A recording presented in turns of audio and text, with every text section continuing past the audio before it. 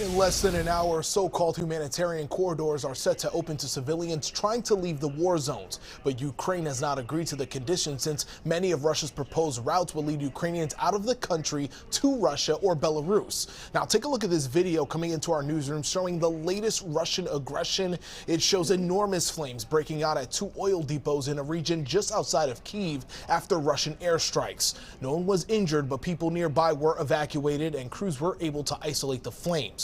Tonight, government officials believe Russia is trying to make the situation dire by cutting off vital supplies like power or water to civilians, but President Zelensky released a video saying he has no plans to flee.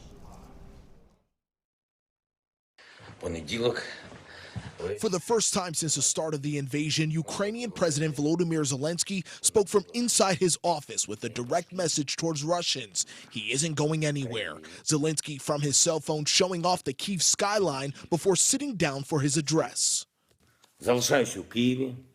Zelensky vowing to stay put in the capital city as the United Nations reports 1.7 million Ukrainians have left their country. That's equivalent to the entire population of Phoenix, Arizona, packing up and leaving.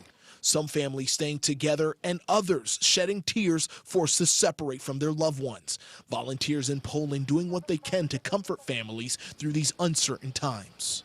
Most of them are just very, very tired, terrified and confused because they don't know what to expect. It's also hard for us to see heartbreaking children, so we're trying to give them sweets to cheer them up a little. But the Russian onslaught continues onto its 12th day. Russian military officials releasing video of hundreds of tanks heading towards key cities as the attacks and civilian casualties mount. A journalist from the New York Times says this picture shows the aftermath she witnessed of Russians firing mortars in the path of fleeing families. And from South Ukraine, this cell phone video shows the repercussions of Russians attacking residential buildings with rocket attacks. The UN reports more than 360 civilians have been killed since the start of the invasion. The Kremlin has proposed potential ceasefires and exit routes in 6 Ukrainian cities, but some of the escape routes lead into Russia or Belarus, which are unlikely destinations preferred by Ukrainians.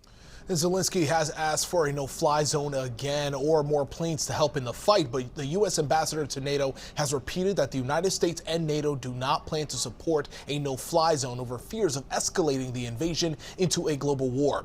Both sides have agreed for a 4th sit-down this Thursday between the Ukrainian foreign minister and his Russian counterpart. Live in the newsroom, Pedro Rivera, KTLA 5 News.